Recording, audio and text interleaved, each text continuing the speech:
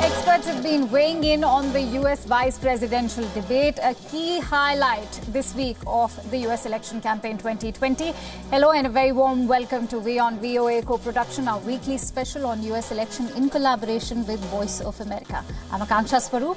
Now, U.S. Vice President Mike Pence and California Senator Kamala Harris, the Democratic vice presidential nominee, faced off in Salt Lake City, Utah on Wednesday. The administration's handling of COVID-19 loomed large as President Donald Trump and others in the White House remain in quarantine after contracting the virus. VOA's Mike O'Sullivan reports. A wide-ranging debate overshadowed by news the President and First Lady and others in the White House have tested positive for COVID-19. Trump's response to the virus has been disastrous, said Harris. American people have witnessed what is the greatest failure of any presidential administration in the history of our country. Not so, said Pence, who noted Trump limited travel from China, epicenter of the virus, slowing its spread in late January. And again, the American people deserve to know Joe Biden opposed President Trump's decision to suspend all travel from China. The pandemic has left the economy struggling, but Harris said the problem started before the virus struck. Because of a so-called trade war with China, America lost 300,000 manufacturing jobs. Again, not so, said Pence. Lost the trade war with China. Joe Biden never fought it. Joe Biden has been a cheerleader for communist China over the last several decades. An issue for both sides is Trump's nomination of conservative Judge Amy Coney Barrett to fill the Supreme Court seat left vacant by the death of Justice Ruth Bader Ginsburg. The job of vice presidential candidates is to avoid mistakes that will harm their running mates, says a political scientist. And I think that they largely succeeded in doing no harm. Now, Vice President Pence is in a different position because he's part of the incumbent administration. And so he has to answer for the failures and the successes of the Trump administration. Another analyst says this debate was especially important in this election. People don't vote for vice presidents, they vote for presidents. But this year it's different. You have the oldest candidates ever. You've got one candidate who is the incumbent, the president, who's been diagnosed with a really serious disease. And either vice presidential candidate must be ready to assume the role of president if the president dies in office or is unable to fill his duties. It's a somber responsibility on the minds of many voters who are already casting ballots and early voting in some states. Mike O'Sullivan, VOA News, Los Angeles.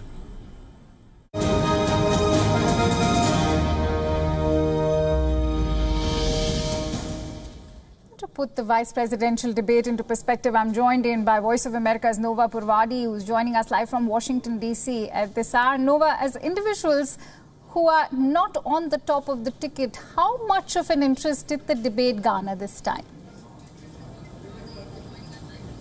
Well, the analysts that we interviewed in our previous report did say people don't vote for vice presidents, but they vote for presidents.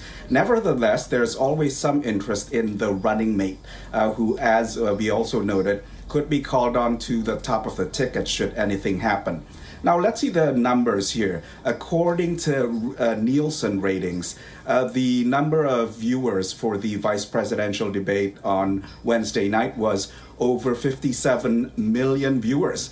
This is quite a high number for a vice presidential debate. As a comparison, for the 2016 election, the debate between Tim Kaine and Mike Pence was only watched relatively with a relatively lower number of 37 million people. Now, of course, the presidential debates always get more attention. The first debate between Donald Trump and Joe Biden in Cleveland, Ohio, for instance, garnered a viewership of 73 million. So this is to be expected that it's on the low side compared to the presidential. But for a vice presidential debate, this was pretty high. I actually had expected it to top the 2008 debate, vice presidential debate between Sarah Palin and Joe Biden. That set a record of some 70 million viewers. But apparently it didn't top that, even though the 57 million mentioned by Nielsen is only across some 18 major TV stations. It doesn't account for people's changing ways of consuming politics, because some people, whether in the US or in India, must be getting some of their political news and also live stories from tablets, from streaming services, from mobile devices. And this 57 million does not take into account that factor of how many people don't actually watch from the major channels. And also, it seems like because it's so rare to have a woman on the ticket, women candidates, women vice presidential candidates usually garner a lot of viewership. The first ever woman on a major party ticket, Geraldine Ferraro, in 1984, that debate between her and George Herbert Walker Bush garnered a viewership almost the same as the Kamala Harris and Mike Pence debate at some 57 million. Now, of course, there's also the factor that Kamala Harris was also a first, because she's also the first black woman, the first Indian American, the first Asian American on the ticket. And so that might have generated also some more interest in watching Akansha. The first black woman, the first Asian American, the first Indian American woman. And I quite agree with you that perhaps might have been quite the few factors that garnered interest for the viewers. But another observation that people are making, Nova, there seems to be more mention of the foreign policy now during the vice presidential debates compared to the first presidential debate. Why so? Well, it's quite interesting that so many foreign policy issues came up. Now, in the presidential debate, a lot of the foreign policy issues related to climate change and also the coronavirus pandemic. Whereas this time, it did tackle the coronavirus pandemic, but it also mentioned a few other issues, such as the trade war with China, which, according to Kamala Harris, was something that the administration failed in and resulted in more job losses on the side of the Americans. And according to Vice President Pence, was actually one of the strong points of this administration, with China being confronted, something that Joe Biden, according to Pence, failed to do. And of course, there were other issues, such as the reports about Russian bounties on American service members in Afghanistan. That also got brought up. And also, Mike Pence mentioned the move of the U.S. Embassy to Jerusalem, which he says is one, he touts as one example of a promise kept, whereas he accused Vice President Biden of making the same promise, but never following through on it. So certainly many issues about foreign policy. And we were hoping some of this would come up in the Miami debate, which was supposed to be scheduled for the 15th of October. That debate takes the form of a town hall debate. So it would have, different from the previous two debates, which were moderated. All these questions would come from regular people who were in the town hall. And Miami in Florida has a large population of Cuban Americans, Venezuelan Americans, a lot of Latin Americans who have more concern about politics in their home country, in the old country. And a lot of them support President Trump's harsher stance against Venezuela and Cuba. But some also view positively Joe Biden's approach. So we would have seen a lot of foreign policy in that debate, perhaps. But no one knows whether it's happening. It seems like it's not happening because they changed it to a virtual format, and President Trump does not want to sit behind a computer, as he says, and talk about that still policy. Remains undecided. He doesn't want to debate virtually. Absolutely. It remains undecided. We'll have to wait and watch if that debate actually happens. We're going to talk about which way the voters going to be swinging now. For now, let's also have a look at our next story. President Donald Trump's coronavirus infection has also put the presidential campaign's focus back on the pandemic in the United States. The country continues to lead the world in the number of infections. Voter reaction across the country has been mixed. While some are sympathetic towards the US president, many are also blaming him for downplaying the seriousness of this pandemic. Not to forget his failure to follow public health protocols. Here's a report by VOA's Brian Patton.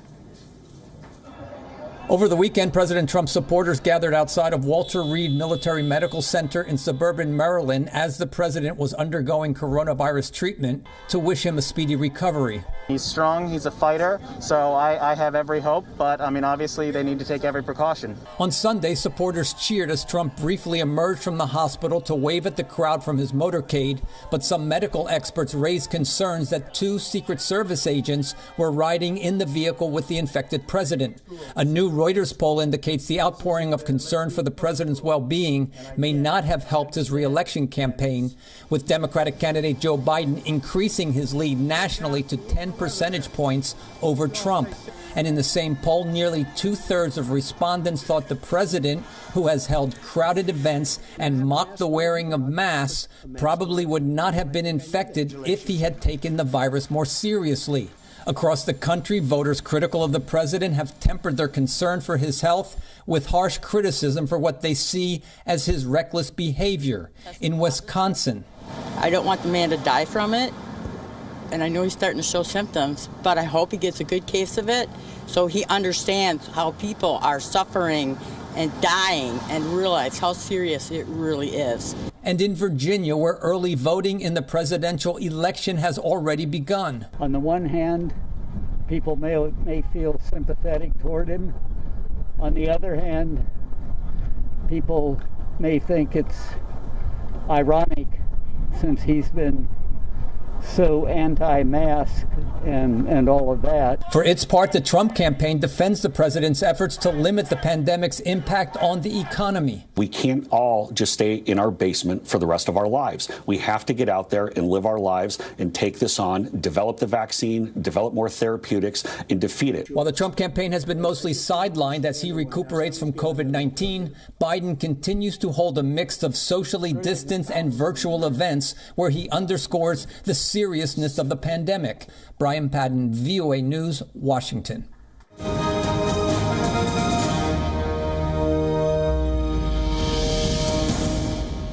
So for more on the coronavirus and other issues which could possibly influence the US voters in November, let's go back to Voice of America's Nova Purvadi, who's joining us live from Washington, D.C. Nova, the countdown has begun and we're just weeks to go for the election. Are we seeing any shift for either candidate? Well, as we mentioned in that report, the lead that Joe Biden holds nationally seems to be growing, and according to some polls, it's even in the double digits, Quinnipiac included. It ranges in the polls that mention him being in the double digits in the lead. It's something like 10% or 14% among all likely and also all registered voters. But of course, as we always say, this is not a popularity contest, so we have to look at the numbers in the battleground states. In those states, it's the lead is usually relatively modest. We see in Florida, Quinnipiac University basically says that 51% now support Joe Biden, whereas 40% support Donald Trump. Before the debate, this number was 48% for Biden and 45% for Trump. A lot of these polls were taken after the debate, which, as we all saw, was pretty contentious with a lot of interruptions and all of that. And that seems to have shifted a lot of voters in Biden's favor. But also in Pennsylvania, where Biden was born, he now leads 54% to 41% for Trump. Now, nationally, we see a shift in certain demographics that were key to President Trump's victory in 2016. Older voters, 65 and over, women, suburban women voters, they've largely swung towards Joe Biden. In an NBC News and Wall Street Journal poll, we see that seniors now support Biden by 62%, whereas Trump is supported by 35%. Suburban women, 58% support Biden, and 33% support Trump. Now, a lot of these people cite various issues. A Quinnipiac University poll cited uniting what they saw as important in a presidential candidate, and they cited keeping Americans united, keeping Americans safe, and also being able to tackle a lot of America's problems. Now, a lot of these debates weren't, a lot of these polls were taken after the debates, but before President Trump contracted coronavirus. So it'll be interesting how they swing one way or another, whether more people sympathize with him and then swing for him, or whether more people consider him, consider his behavior as a matter and of his fact, Nova, policies reckless. As a matter of fact, the coronavirus has actually been a bone of contention, not only in the United States, but even back here in India. On that note, Nova, in 2016, independents and undecided voters did a last-minute swing to Donald Trump. Are voters still undecided in the election campaign of 2020? Well, that's a major factor that could decide this election. The interesting thing is the number of undecideds during the presidential and vice presidential debates in 2016 were something like 10% or so. This time, it seems to be a lot lower, maybe 3% according to Quinnipiac University. But also, so many people have already voted early. An organization called the United States Election Project keeps tallying the number of early votes that have come in, and they say that as of today, 7 million people and counting have already given their votes. And during the vice presidential debate on Wednesday, 5.6 have given their votes. So no matter how the debates or whatever bombshells land in the next few weeks, they've made their minds, they've given their votes. And this is a really high number because during the last election, it was more in the tens of thousands who've given their votes by this point. We in Washington, D.C., we've received our ballots by mail. And, you know, there are several drop-off points located in many neighborhoods that we can drop these off at. So a lot of people have made up their minds. So the undecided voter is a very rare person these days. And the United States Election Project, one of their analysts from the University of Florida, is even projecting that this could boost participation to 65%. Now, that may not sound very astronomical by Indian standards because, as I understand it, the last election in India was 67%. Right. And also 2014 was around that number as well, whereas it kind of dipped in the previous elections. But in America, 65% has not been experienced since 1908. So if that happens, then it would be a very high number, considering the last election was only, the participation was only 55%. And this could also be owing to absentee voting, early voting, but also another factor that this that you have to consider as well. Absentee voting, while they are coming into the polling stations, they are not counted until November 3rd. So this might cause a little delay in counting the votes because they're now coming in, but they can't be counted. And people are talking about election week on November 3rd instead of election day, Akansha, because we have to maybe wait for a few days for all the votes to be counted. Absolutely, because as you mentioned, early voting has played a very, very vital role. We'll have to actually wait and watch and see how things pan out by the time we reach the election week. For all that, we will keep tracking all these latest details as we keep coming back to you every week. Thank you so much, Nova, for bringing in those precious inputs from the United States. Thank you.